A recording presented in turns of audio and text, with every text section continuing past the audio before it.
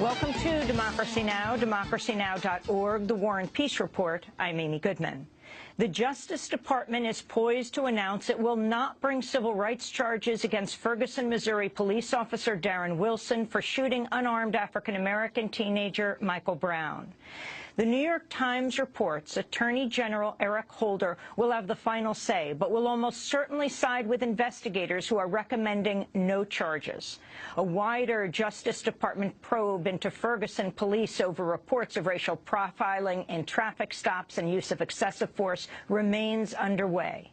Meanwhile, a judge has rejected an NAACP Legal Defense Fund request for a new grand jury to consider criminal charges against Darren Wilson. The group raised concerns over the actions of prosecutor Bob McCullough, including his decision to let a witness provide false testimony.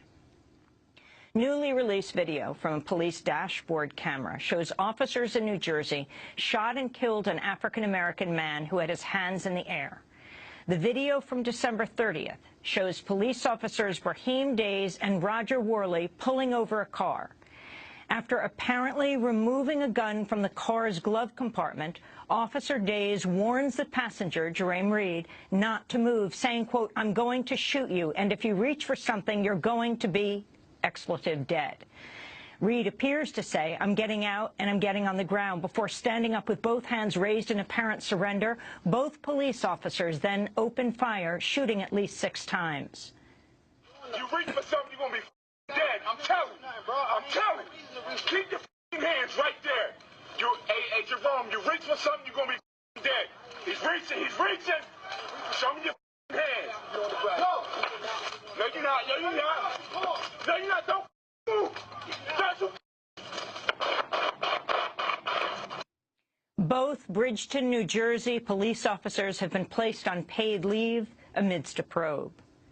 In eastern Ukraine, a mortar blast on board a bus has killed up to 13 people in the pro-Russian rebel stronghold of Donetsk. Each side in the conflict has accused the other. The bombing comes after Ukrainian forces announced they'd surrendered the Donetsk airport to the rebels. In Yemen, Shiite Houthi rebels have reportedly reached a deal to retreat from key positions, including the president's home, in return for increased political power. But witnesses say the rebels still surround the residence of U.S.-backed President Abdurabu Mansur Hadi. The head of Germany's anti-Islam Pegida movement has stepped down after a controversy over a photo that showed him posing as Adolf Hitler. Lutz Bachmann had also come under fire for his messages on social media referring to immigrants as scumbags and trash. Newly unveiled documents show an elaborate plot between Argentina and Iran to shield Iranian officials accused in a 1994 bombing in exchange for Iranian oil. The transcripts of secret communications are part of the probe by prosecutor Alberto Nisman, who was found dead of a gunshot wound Sunday, hours before he was due to testify on his findings. Officials have called his death a suicide amidst initial claims his apartment was locked from inside. But a locksmith who was called to the scene says the service door was easily opened, and there are reports of a third entrance through a neighboring apartment. In what the White House has called a departure from diplomatic protocol, Republican House Speaker John Boehner has invited Israeli Prime Minister Benjamin Netanyahu to address a joint session of Congress on Iran. Boehner's announcement comes one day after President Obama vowed in a State of the Union address to veto any new sanctions on Iran. Boehner acknowledged he did not tell the White House before inviting Netanyahu. I did not consult with the White House. The Congress can make this decision on its own. I don't believe I'm poking anyone in the eye. There is a serious threat that exists in the world. And the President last night kind of papered over it. And the fact is that there needs to be a more serious conversation in America about how serious the threat is from radical Islamic jihadists and the threat posed by Iran. Protesters interrupted a Supreme Court hearing Wednesday to mark the 5th anniversary of the court's decision in Citizens United, which opened the floodgates for unlimited political spending. 7 people were arrested after rising to their feet one by one, shouting, "Overturn Citizens United" and "One person, one vote." House Republicans have dropped plans to vote today on a bill to ban abortion after 20 weeks, following dissent from women within the Republican Party.